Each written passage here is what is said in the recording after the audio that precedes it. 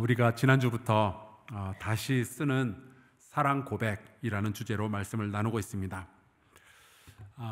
여러분도 아마 많은 사랑 고백을 해 보셨겠죠. 또 많은 사랑 고백을 들어보셨을 겁니다. 우리가 누구를 사랑하고 우리가 무엇을 사랑하느냐가 결국 우리의 인생을 설명해 주는 대서사가 되는 겁니다. 누가 우리를 사랑하느냐, 이것이 나의 인생을 결정짓는 아주 결정적인 요소로 작용하기도 하고요. 제가 이런 이야기를 들은 적이 있습니다. 감사하다면 말로 표현을 해야지 마음속에만 두고 있으면 그게 어떻게 감사가 되겠느냐 하는 거죠. 마찬가지로 사랑도 여러분 마음속에만 가둬두지 말고 고백하고 표현할 수 있기를 바랍니다. 물론 이 사랑 고백은 연인 사이에만 있는 것은 아닙니다. 부모와 자식 간에도 사랑합니다 이야기할 수 있는 거고요. 친구들끼리도 내가 너 좋아한다, 내가 너 사랑한다 이야기할 수 있죠. 또 주님께서는 우리 보고 너희가 서로 사랑하라 라고 말씀을 하셨잖아요. 그러니까 당연히 성도와 성도끼리도 사랑해야 되겠고, 목사와 성도 사이에도 신뢰와 사랑이 있어야 되겠죠. 몇 년 전에 주일 예배 3부 예배를 마치고 이제 5층 식당에 올라가서 점심 식사를 하고 있었어요. 근데 한 4살, 5살 정도 된 여자아이가 저에게 오더니 갑자기 목사님 사랑해요 그러면서 저를 꼭 안아주는 겁니다.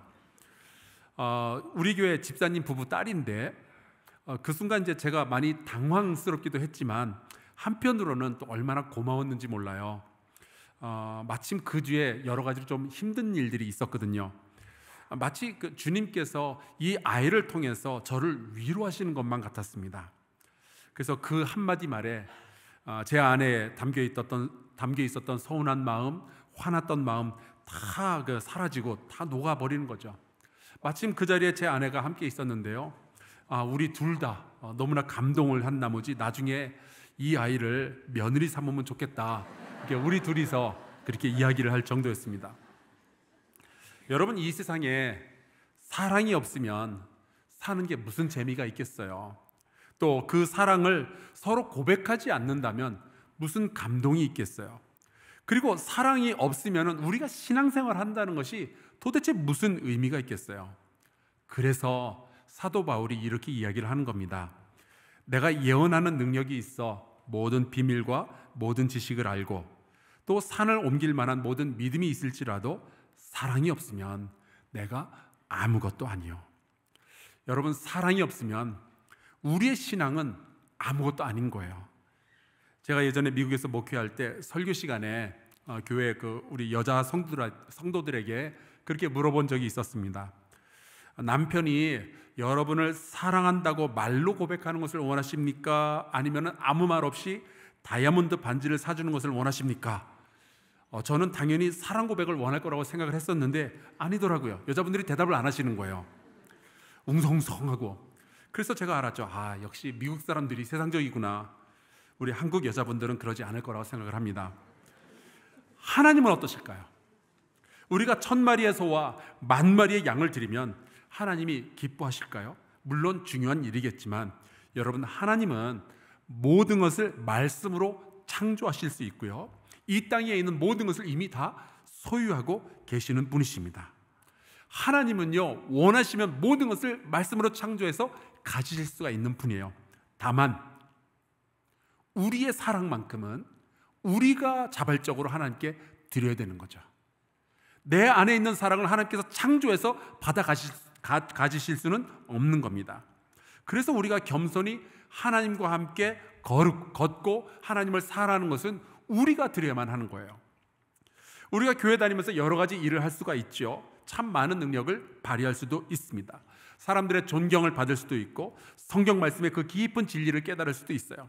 이렇게 찬양할 때 너무나도 아름답게 찬양을 드릴 수도 있고요, 방언하고 예언하고 환상을 볼 수도 있습니다. 우리가 교회 다니다가 집사도 되고 권사, 장로, 목사 다 될 수 있어요. 그런데 우리의 모든 신앙생활 가운데 사랑이 없으면 우리는 빈 껍데기밖에 없는 겁니다. 지난주에는 하나님께서 우리를 먼저 사랑하셨다라는 말씀을 나누었어요. 여러분, 살다가 아무리 아프고 힘들고 어려운 순간이 찾아올지라도 절대로 이 사실만큼은 흔들림 없이 믿으시기를 바라요. 하나님은 저와 여러분을 깊이 사랑하십니다. 예수께서 이 땅에 오셔서 전하셨던 복음의 핵심이 여기에 있는 거예요. 우리는 잊혀진 존재가 아니고, 우리는 버려진 존재가 아니고 하나님의 사랑을 받는 사람들입니다.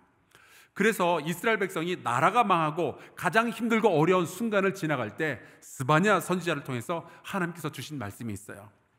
너의 하나님 여호와가 너희 가운데 계시니 그는 구원을 베푸실 전능자시라. 그가 너로 말미암아 기쁨을 이기지 못하시며 너를 잠잠히 사랑하시며 너로 말미암아 즐거이 부르며 기뻐하시리라. 여러분, 앞으로 우리가 나누게 될 모든 사랑의 고백은 전부 다 하나님의 우리를 향한 사랑으로부터 출발하는 겁니다. 우리가 왜 기도를 할까요? 우리가 왜 예배를 드릴까요? 왜 우리가 선교를 하게 될까요? 하나님의 사랑이 우리에게 임하였다는 것을 우리가 믿기 때문에 그런 거죠. 우리가 하나님의 말씀에 순종하는 것도, 우리가 하나님의 거룩한 일에 동참하는 것도, 우리가 교회라는 공동체 안에서 살아가게 되는 것도 다 하나님께서 우리를 먼저 사랑하셨기 때문에 가능한 겁니다. 바로 그 사랑으로부터 이제는 우리의 사랑 이야기를 써나가는 거예요. 예수님께서 왜 사마리아 사람들에게 들어가셔서 복음을 전하셨겠어요? 사랑하셨기 때문이죠. 예수님께서 왜 모든 유대인들의 멸시를 받고 있던 세리 마태와 그 친구들을 찾아가셔서 복음을 증거하셨겠어요? 왜 그를 제자로 삼으셨겠어요? 그를 먼저 사랑하셨거든요. 예수님께서 왜 묶인 자들과 눌린 자들과 앞을 보지 못하는 자들에게 찾아가셔서 자유와 해방을 선포하셨겠어요? 그들을 먼저 사랑하셨기 때문입니다. 예수께서 이 땅에 오신 이유는, 그리고 십자가에 달려 죽으신 것은 우리를 먼저 사랑하셨기 때문이죠. 구약의 아가서의 말씀을 보면은 사랑은 죽음같이 강하다라는 표현이 나와요. 왜 그랬을까? 사랑을 이렇게까지 표현한 것은요, 실제로 하나님께서는 우리를 위하여 죽으실 정도로 우리를 사랑하셨거든요. 그래서 이제는 우리 차례인 거예요. 하나님의 사랑의 고백을 우리가 받았으니 우리도 하나님 사랑합니다라는 이 고백을 드릴 수 있게 되기를 주의 이름으로 축원합니다. 신앙은 사랑으로 시작이 되었고 사랑으로 완성이 되는 거예요. 존 폴킹홀이라는 물리학자가 있습니다. 영국의 캠브리지의 퀸스 컬리지 학장인데요. 이분이 어느 날 교수직을 내려놓고 신학교에 들어가요. 그리고 신학을 공부하더니 영국 성공회의 목사가 되었습니다. 이분이 이제 과학과 신앙에 대한 상당히 많은 글들을 남겼는데 그 중에 하나 이런 이야기가 있더라고요. 자기가 공부를 해봤더니 과학은 시간이 지날수록 지식이 계속 축적이 된답니다. 그래서 웬만큼 물리학을 공부한 사람들은 대학원만 나와도 그 옛날 뉴턴이 알던 것보다 더 많은 지식을 가지게 된다는 거죠. 그런데 신앙은 그렇지가 않은 거예요. 자기가 신앙생활을 해보니까 이거는 과거에 누가 어떻게 믿었든 지금 나는 완전히 다른 스토리가 이어지는 거죠. 오히려 1000년 전에 하나님을 만났던 사람들이 오늘날 교회 다니는 우리보다 하나님에 대해서 더 깊고 더 자세하게 알 수도 있는 거예요. 또 학교를 다닌 적도 없고 글을 읽고 쓸 줄도 모르는 시골의 할머니가 우리 가운데 그 어느 누구보다도 하나님을 더 깊이 알 수도 있는 거죠. 왜냐하면 신앙은 지식이 아니라 관계이기 때문에, 신앙은 사랑이 핵심인 거거든요. 그래서 오늘 우리가 읽은 이 신명기의 말씀에 보면 모세가 이스라엘 백성에게 마지막으로 부탁하는 말씀 가운데 이런 게 나와요. 이스라엘아, 내 하나님 여호와께서 내게 요구하시는 것이 무엇이냐? 곧 내 하나님 여호와를 경외하여 그의 모든 도를 행하고 그를 사랑해야 된다. 하나님은 우리를 먼저 사랑하셨잖아요. 그런데 그 하나님은 이제 우리가 그 하나님 아버지를 사랑할 것을 기대하고 계시는 거예요. 하나님이 우리에게 사랑을 요구하셔요. 그게 하나님이 외로워서 그러시는 게 아닙니다. 하나님이 우리한테 먼저 사랑을 주셨으니까 나도 좀 받아야 되겠다, 그렇게 말씀하시는 게 아니죠. 하나님께서 우리에게 사랑을 요구하시는 이유는 우리가 하나님과의 사랑 안에서만 온전한 삶을 살게 될 것을 알고 계시니까 그러는 거예요. 하나님이 우리를 그렇게 창조하셨습니다. 하나님과의 관계 안에서만 우리가 인생의 목적을 제대로 달성할 수가 있으니까 우리에게 사랑을 요구하시는 거예요. 만약에 여러분이 교회는 다니고 예배는 참석하지만 하나님을 사랑하는 마음이 없다면 오늘 이 말씀을 묵상하는 가운데 다시 한번 나의 신앙을 점검할 수 있기를 바랍니다. 우리가 교회 다니면서 세상 일이 하도 바빠서 하나님과의 사랑의 그 관계를 좀 잊어버릴 때가 있지요. 믿기는 믿는데 내 안에서 하나님과의 그 풍성한 교제가 사라지는 경우들이 생깁니다. 만약에 그렇게 되면은요, 우리가 기도하기가 싫은 거예요. 혹시 여러분 요즘 기도하기 싫어지거나 그러면은 점검해 보실 필요가 있어요. 하나님의 말씀 읽는 게 귀찮아지고 예배 드리는 거 너무 힘들고 봉사하면서도 별로 기쁨이 없는 거죠. 혹시 교회에서 신앙생활하다 상처 입게 되잖아요. 아마도 그 근본적인 이유는 어떤 사람이 나한테 잘못하고 어떤 사람이 미워서 그런 게 아니라 내 안에 아버지 하나님을 향한 사랑이 식어서 그런 일들이 벌어지게 된 걸 거예요. 우리가 살아가면서 어떤 일을 하는 데는 꼭 동기라는 것이 필요하죠. 내가 왜 이 일을 해야만 하는가 하는 거예요. 이번에 그 우크라이나와 러시아 사이에 이제 전쟁이 벌어지면서 바그너 그룹이라는 회사가 뉴스에 많이 등장했습니다. 이 회사는 물건을 만들어 가지고 파는 그런 회사가 아니고요, 돈을 받고 전쟁을 대신 치루어주는 회사예요. 세상에 별 회사가 다 있더라고요. 근데 여기서 일하는 사람들의 목적은요, 이 사람들이 전투를 하는 유일한 동기는요, 돈이에요. 돈만 받으면 뭐든지 하는 거예요. 목숨까지 거는 거예요. 여러분, 우리가 교회 다니면서 신앙생활을 하는 이유가 뭘까요? 왜 우리는 이 자리에 함께 모여서 하나님을 찬양하고 있는 걸까요? 예배드리는 가장 중요한 동기가 뭘까요? 우리가 기도하고 우리가 말씀을 공부하고 우리가 선교에 헌신하는 가장 중요한 동기는 어떤 걸까요? 더 복받기 위해서도 아니죠. 좋은 사람들 사귀기 위해서도 아닙니다. 착하게 사는 거 좋지만 그것도 아니에요. 저는 우리 모든 신앙생활의 모든 예배의 가장 중요한 동기는 하나님을 향한 사랑이어야 한다고 믿습니다. 성경이 우리에게 그것을 가르쳐주고 있는 거예요. 그래서 성경은 우리를 향한 하나님의 사랑을 증언하고 있지만 또한 하나님을 향한 사람들의 사랑 고백들로 성경이 가득 채워져 있는 거죠. 오늘 우리가 읽은 이 말씀에 보면 모세가 이스라엘 백성들에게 이야기를 합니다. 하나님을 사랑해야 된다. 왜냐하면 우리가 하나님을 사랑해야 할 이유가 너무 많거든요. 너무 풍성하거든요. 오늘 말씀 14절을 볼까요? 하늘과 모든 하늘의 하늘과 땅과 그 위의 만물은 본래 내 하나님 여호와께 속한 것이로되. 여러분, 우리가 사랑하는 아버지 하나님이 어떤 분인지 아세요? 이 세상 모든 것을 다 창조하신 분이시고 그 모든 것을 다 소유한 분이십니다. 우리가 사랑하는 하나님은 우리가 자랑해야 할 하나님인 거예요. 우리는 우리가 만든 세상에서 우리 능력으로 사는 것이 아니라 하나님이 만들어 놓은 세상에서 하나님의 은혜로 살아가고 있는 거죠. 물론 우리가 살아가면서 이런저런 결핍을 경험할 때가 있습니다. 돈이 부족하기도 하고 건강이 부족할 때도 있죠. 하지만 그것은 하나님이 못 주셔서 그런 일이 벌어지는 게 아니고 우리를 미워하기 때문에 그런 일이 벌어지는 것이 아니고 우리가 다 이해하지 못하지만 하나님의 다른 거룩한 깊은 뜻이 있는 거예요. 그러니까 주를 사랑하는 우리에게는 모든 것이 합력하여서 언젠가는 선을 이루게 될 줄로 믿습니다.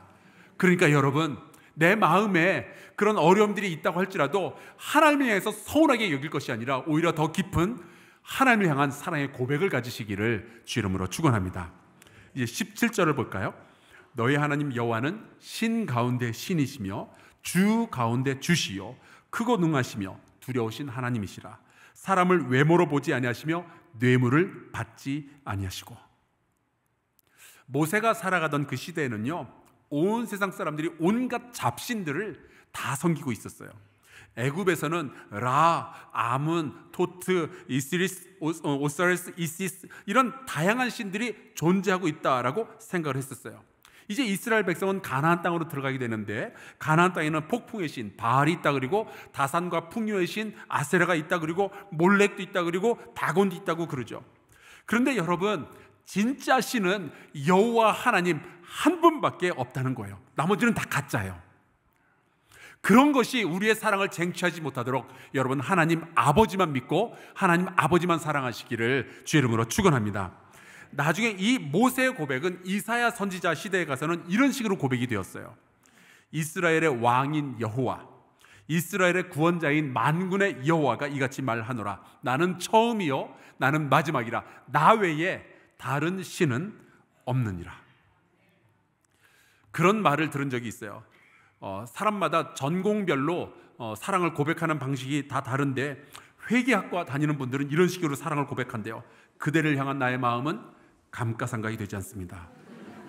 근데 여러분, 하나님을 사랑하는 사람은요, 하나님이 유일한 창조주라는 이 고백을 가지게 되기를 축원합니다. 여러분을 이해하시고 여러분을 사랑하시고 여러분을 구원하시며 여러분을 인도하시는 분은 하나님 한 분밖에 없어요. 그분을 발견하고 그분을 사랑하며 그분과 깊은 교제를 가지시기를 축원합니다. 모세는 하나님을 주 가운데 주라는 말로 표현을 해요.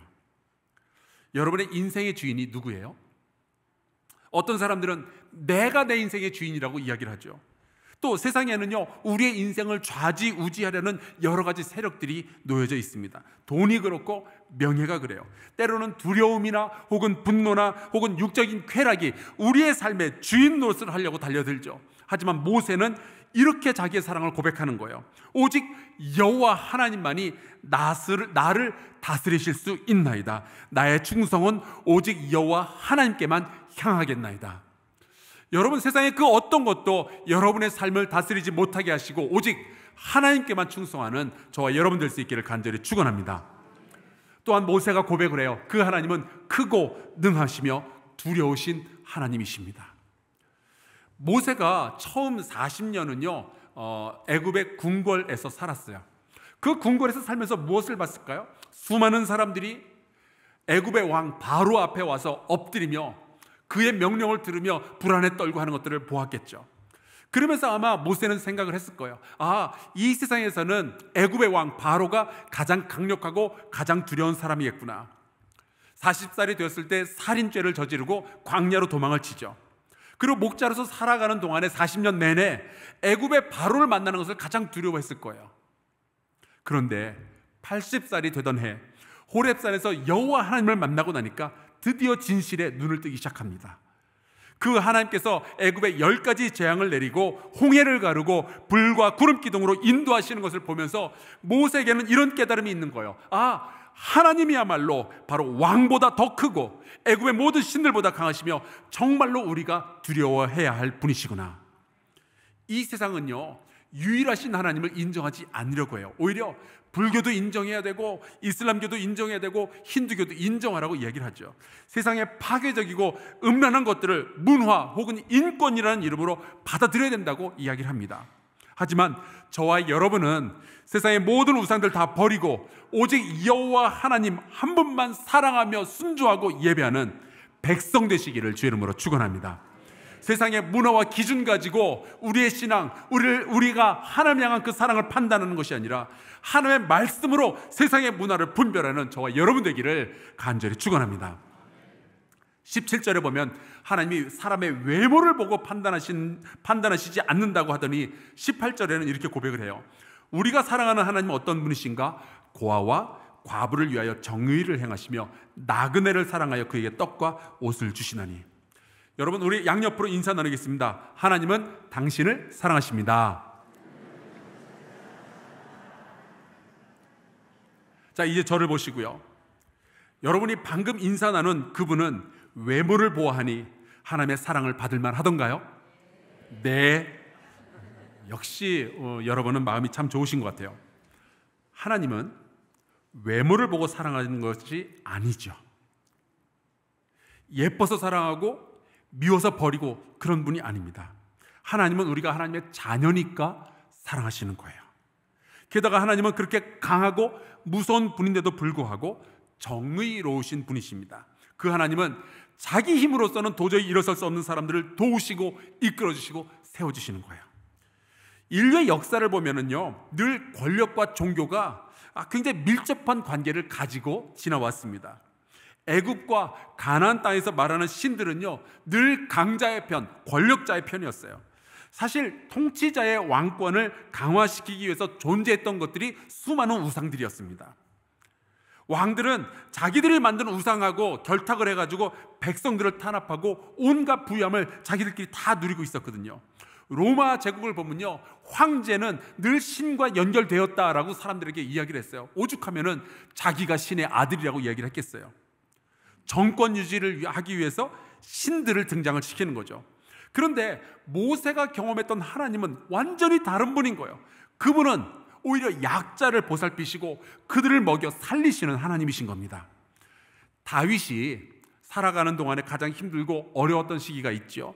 바로 사울 왕이 자기를 죽이려고 암살자들을 보내서 추격했던 시기였어요. 그때 다윗이 간신히 암살자들을 피해서 목숨을 건졌을 때에 그가 하나님께 드렸던 사랑의 고백이 시편 18편에 이렇게 기록되어 있습니다. 나의 힘이신 여호와여, 내가 주를 사랑하나이다. 여호와는 나의 반석이시요 나의 요새이시요 나를 건지시는 이시요 나의 하나님이시요 내가 그 안에 피할 나의 바위시요 나의 방패시요 나의 구원의 뿌리시요 나의 산성이시로다. 여러분, 우리가 살다 보면 약해질 때가 있잖아요. 억울한 고통을 당할 때도 있잖아요. 하지만 하나님은 우리의 힘이 되어주실 줄로 믿습니다. 우리가 사랑하는 그 하나님은요, 우리의 모든 형편을 다 아시고 기꺼이 우리를 도와주실 우리의 아버지이신 거예요. 자, 그래서 우리가 하나님을 향한 이러한 사랑의 고백을 가지고 있다면 이제 우리는 어떻게 살면 좋을까요? 제가 최근에 우리 한국 사회, 한국에서 돌아가는 여러 가지 문화를 보면서 이런 생각을 자꾸 하게 됩니다. 우리가 사랑하는 아버지 하나님이 이 땅과 이 백성들로부터 영광을 받지 못한다면 그것이 우리의 가장 큰 슬픔이요 우리의 고민이 되어야 되지 않겠는가 하는 거죠. 누가 우리 엄마 아빠 욕하는 것은 못 참으면서 이 땅에서 방영되고 있는 영화와 드라마들이 하나님을 모독하는 내용들을 담고 있을 때 우리가 그냥 웃고 있을 수는 없는 거잖아요. 우리가 하나님을 사랑한다는 것은 하나님을 거부하거나 혹은 왜곡하는 이 세상에서 우리가 하나님을 강력하고 담대하게 증거할 것을 뜻한다고 믿어요. 무신론자들이 우리의 아버지 하나님을 공격할 때 우리가 그냥 편안히 숨어서 지낼 수는 없는 거죠. 우리가 하나님을 사랑한다면 하나님의 영광이 우리의 모든 행동의 최우선이 되어야 한다고 믿습니다. 그래서 우리가 선을 행하여 하나님 아버지께서 찬양을 받으시도록 해야죠. 예수께서 이런 말씀을 하셨어요. 이같이 너희 빛이 사람 앞에 비치게 하여 그들로 너희 착한 행실을 보고 하늘에 계신 너희 아버지께 영광을 돌리게 하라. 여러분, 이 말씀이 우리의 삶에 그대로 적용되기를 간절히 축원합니다. 요즘 우리가 참 바쁘죠. 학교에서 공부하고 직장에서 일하고 아이들 교육시키고 이제 아이들 다 키워가지고 결혼해서 보내고 나면은 이제 좀 쉴만한데 손주들이 생겨나가지고 또 손주들 돌봐야 되고, 제 친구들 가운데는 은퇴해가지고 이제 좀 편하게 쉬는가 했더니 백수가 과로사 한다는 이야기를 제 친구들이 하더라고요. 분주해요. 너무 바쁘게 살고 있어요. 그런데 만약 그런 분주함 속에서 우리가 하나님과의 그 풍성한 교제를 잃어버린다면 여러분, 우리 다시 회개하고 사랑의 아버지 나의 하나님 그분께로 나아갈 수 있게 되기를 주의 이름으로 축원합니다. 하나님을 향한 우리의 사랑의 고백을 다시 회복할 수 있기를 바랍니다.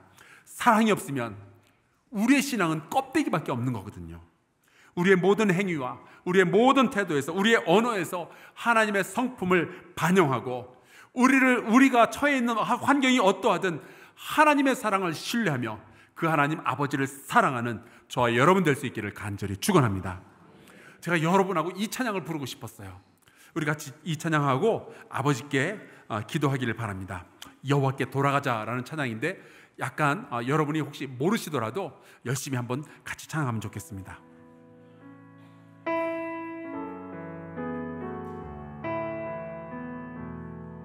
내 백성이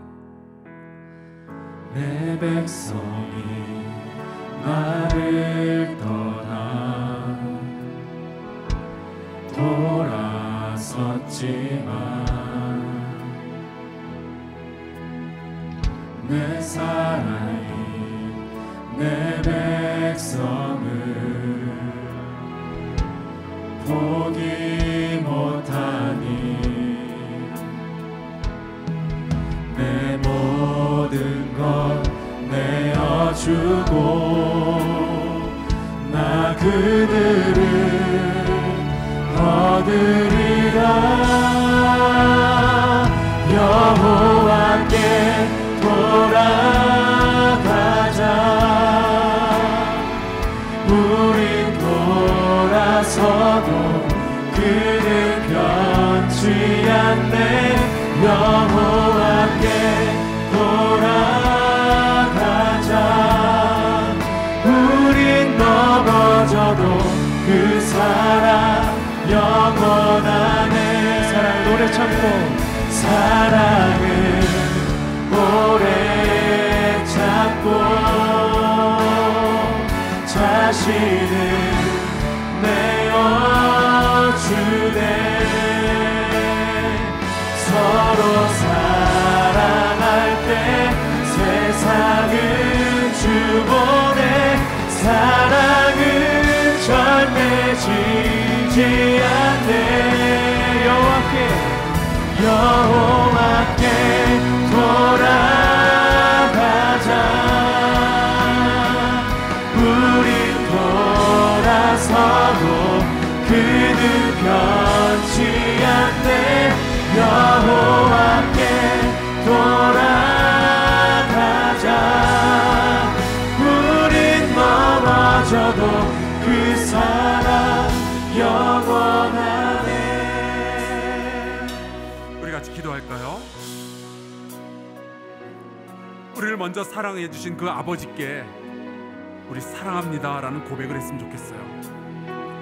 하나님은 우리의 모든 사랑을 받으실 자격을 가진 분이시잖아요. 그리고 우리 함께 기도합시다. 아버지 하나님과 더 풍성한 사랑의 교제를 갖게 하여 주옵소서. 통성으로 같이 기도하겠습니다.